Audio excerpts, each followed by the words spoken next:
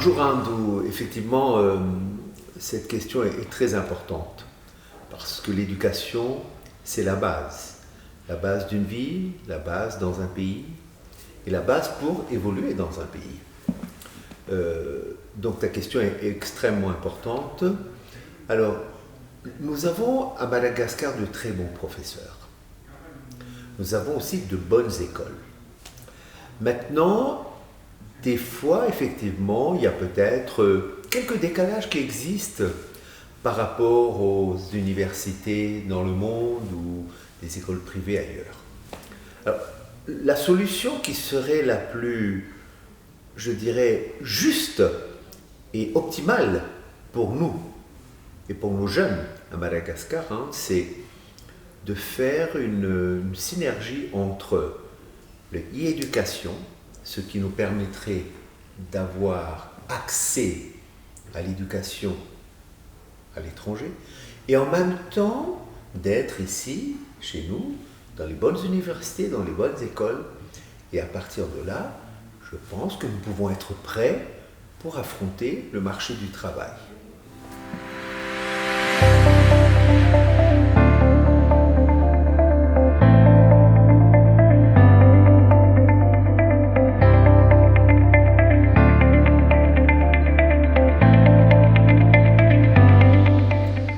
Mon cher Robin, je vous pose une question. Si vous cherchez du travail, qu'on vous offre 100 et qu'on vous offre 1000, où est-ce que vous irez? Vous irez là où il y a 1000. Donc c'est la même chose. La fuite des cerveaux, elle est là. Les jeunes qui sortent des universités, qui sont éduqués, qui sont brillants chez nous, quand ils se lancent et quand ils lancent des applications pour chercher du travail, ils ont des réponses. Et effectivement, il y a des pays qui offrent plus que d'autres. Je suis sûr que vous êtes au courant que le Canada aujourd'hui fait beaucoup de recrutement au niveau mondial. Et donc, on ne peut pas bloquer la fuite des cerveaux. Ce qu'on peut faire, c'est voir qu'est-ce que nous devons mettre en œuvre chez nous pour que cette fuite des cerveaux ne se fasse pas. Maintenant, nous ne sommes pas le seul pays au monde où il y a la fuite des cerveaux. Tous les pays connaissent le même phénomène. Je prends le cas d'un autre pays, un grand pays, c'est l'Inde. Ils connaissent le même phénomène. Beaucoup de jeunes partent aux États-Unis, en Grande-Bretagne, à Singapour pour y travailler. Par contre, la différence c'est quoi? C'est qu'actuellement, ils sont en train de revenir dans leur pays d'origine. Pourquoi ils reviennent? Parce que ces pays sont en forte croissance, parce que ces pays s'industrialisent, parce que les hommes d'affaires investissent, et donc, ils ont après, en face, un marché du travail. Un marché du travail qui demande des compétences, mais en même temps, qui est prêt à payer le bon salaire. Et vous savez, nous, en tant que Malagasy, on préfère rentrer chez nous, travailler dans notre pays et avoir le bon salaire que de rester des fois à l'étranger. Donc voilà, ce sont des choses logiques sur lesquelles nous devons réfléchir.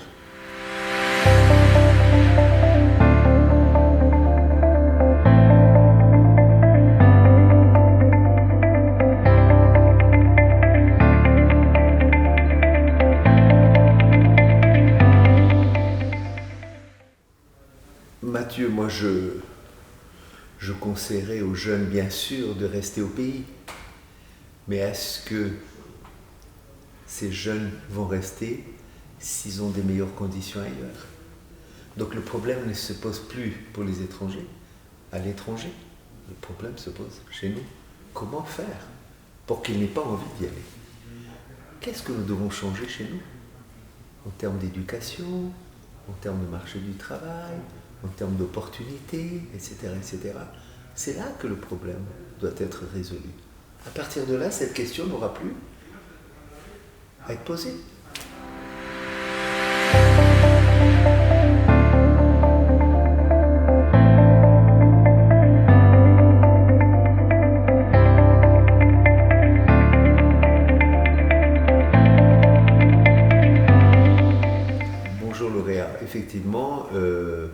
mes enfants ont étudié à Madagascar et après ils ont étudié à l'étranger.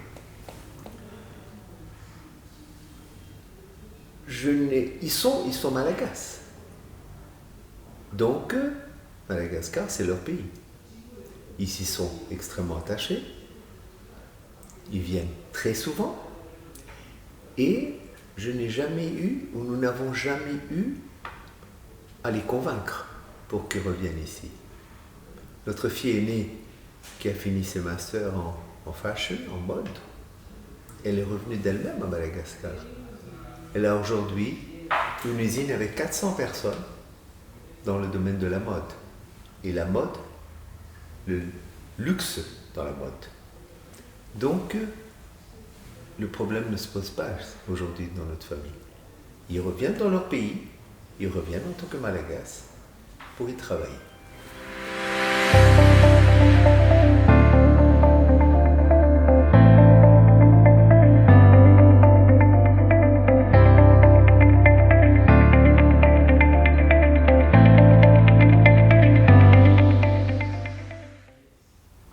Les débats, c'est très très bien.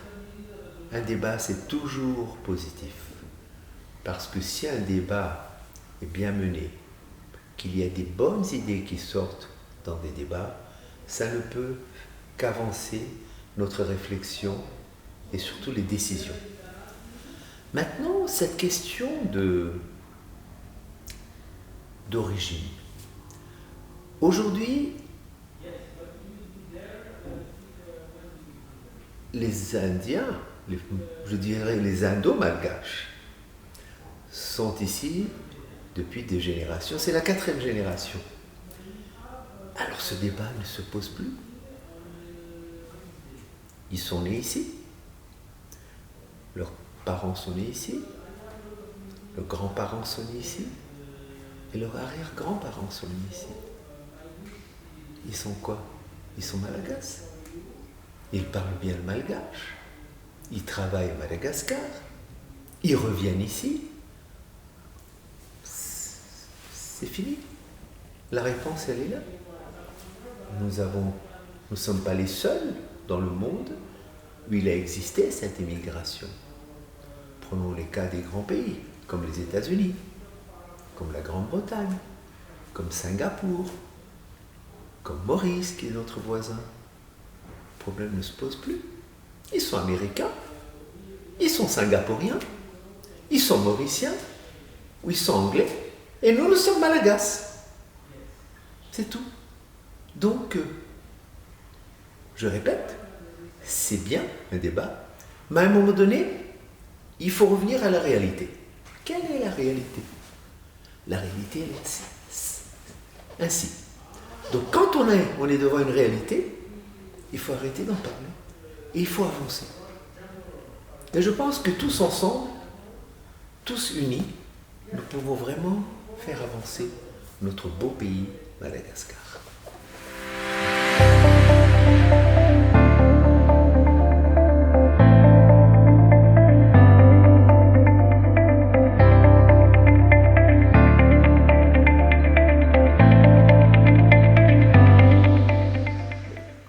Bonjour Sylvie, effectivement, le sport a beaucoup changé mon caractère, ma façon de faire. On dit toujours que les sportifs sont différents. Le sport m'a donné beaucoup de force, de courage, beaucoup de persévérance aussi pour avancer dans la vie. Ça m'a appris ces valeurs. Et ces valeurs, je les ai appliquées dans mon travail. Et en appliquant dans mon travail, ça a été extrêmement positif. La rigueur, le respect des horaires, la façon d'affronter les problèmes. Donc le sport vous apprend à tout cela. Et d'ailleurs, moi j'encourage tous nos jeunes à faire du sport. Parce que ce que je constate chez nous à Madagascar, c'est que nous sommes très sportifs. Mais nous sommes très sportifs quand nous sommes étudiants. Et je vois que quand les études sont terminées, je le vois, parce que je vais souvent au stade d'Al-Aroubi, avant j'allais beaucoup à Mamasne, je vois des étudiants, mais je ne vois plus ceux qui sont passés dans le monde des affaires continuer le sport. Et quand vous leur posez la question, ils vous disent « Ah, vous savez, on n'a plus le temps, c'est difficile, les horaires ne sont pas faciles. » Alors que c'est dans la vie professionnelle qu'il faut pratiquer le sport. Moi, ça m'a permis de gérer mon stress. Ça m'a permis de complètement faire disparaître l'angoisse. Je ne suis jamais angoissé. Et en même temps, ça vous donne la joie de vivre le sport.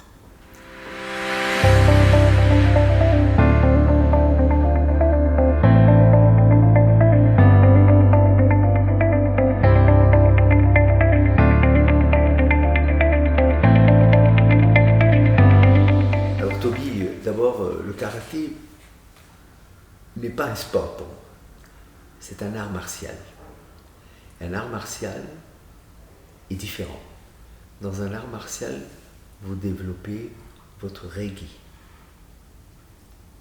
votre force intérieure, vous développez votre esprit, vous développez votre corps et en même temps vous développez votre technique. Dans le karaté, il y a effectivement de l'agressivité, mais en même temps, il y a le respect. Je donne un exemple. Quand on rentre sur le tatami, on salue. Quand on pratique des kumités, ou quand on pratique des combats, on salue. Et quand c'est terminé, on resalue. Ça veut dire quoi? J'ai combattu avec toi, j'ai travaillé avec toi, nous sommes des amis, nous sommes des frères, et nous restons des amis. Donc, c'est ça. Le développement personnel est très, très poussé dans la pratique des arts martiaux. Et le karaté est fait pour vivre longtemps, mais vivre en bonne santé, avec un bon esprit. À partir de là, la vie est belle, on est tranquille. Moi, je suis heureux dans le karaté, dans les arts martiaux.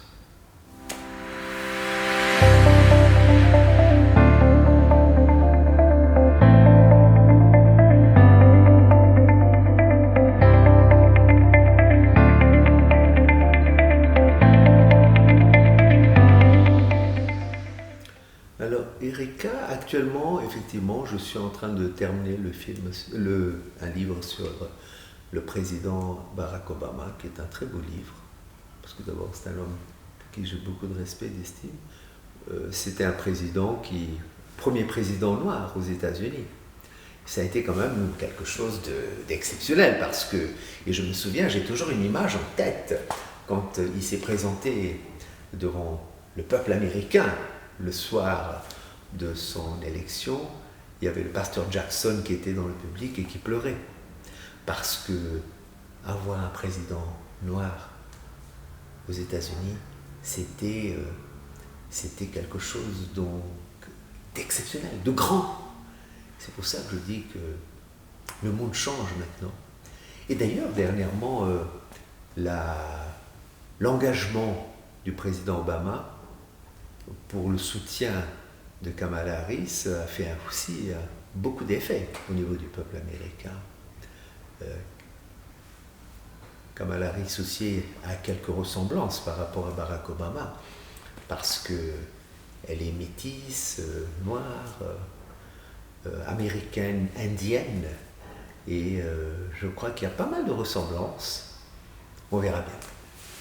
Après, je suis en train de lire aussi un livre actuellement sur le roi Doryu, qui est la pratique des arts martiaux de l'île d'Okinawa, écrite par Hironori Otsuka, le créateur du roi Doryu. En termes de film, j'ai bien aimé le film sur Bob Marley. La musique reggae, c'est une belle musique, je trouve. Et après, bon, sa vie en lui-même. En fait, sa vie, elle était complètement différente de ce que moi j'imaginais. Il était un homme très rigoureux, il était un homme très sensé, c'est un homme qui a beaucoup combattu pour son pays. D'ailleurs, c'est pour ça qu'il avait émigré, il était resté quelques années à l'étranger. Et après, bon, il y a d'autres films que je regarde très souvent. J'aime beaucoup le film sur Tom Cruise, c'est le dernier Samouraï, qui est un très très beau. Moi, j'aime beaucoup cette ambiance au Japon, dans les montagnes, où ils s'entraînent tous les matins. Ils ont leur temple, ils vont prier dans le temple, ce sont des bouddhistes. Après, ils ont une nourriture très saine, ils ont une vie très très saine. J'adore ça. Et donc et après, bien sûr, il y a eu la disparition des samouraïs à l'époque par l'invasion colonialiste. Et à partir de là, ils se sont battus, mais c'était une bataille totalement inégale. D'un côté, vous aviez des samouraïs qui se battaient avec les mains ou avec les sabres, et en face, vous aviez l'armée qui était ultra militarisée avec des armes, des munitions et tout. Mais il y a des très belles images, et j'ai beaucoup adhéré aussi la musique dans le dernier Samouraï. C'est une très très belle musique.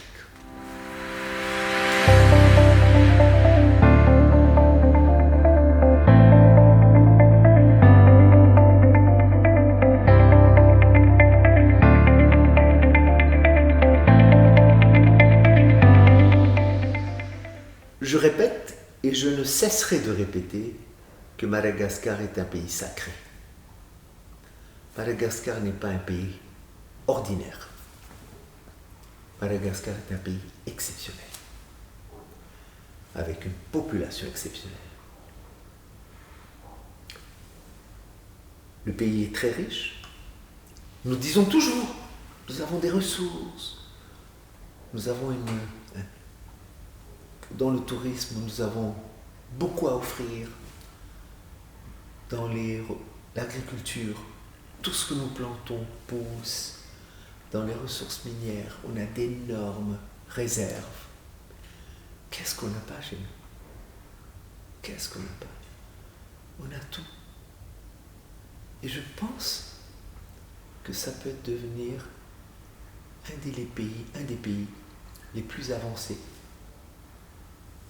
les plus modernes, où on se sentirait bien. Mais vous savez, quand j'ai développé mon entreprise, je suis parti d'une petite entreprise, et j'étais toujours optimiste, beaucoup travaillé. C'était en 1993, beaucoup travaillé, pris des risques, beaucoup développé, fait des partenariats, etc., etc. Et aujourd'hui, regardez où nous sommes. Donc beaucoup d'optimisme. Et j'ai toujours cru. Et j'y crois beaucoup. Et je sais que Madagascar va se développer très fortement et que Madagascar ne restera pas dans une situation difficile. L'avenir est radieux, l'avenir est très beau. Ça viendra.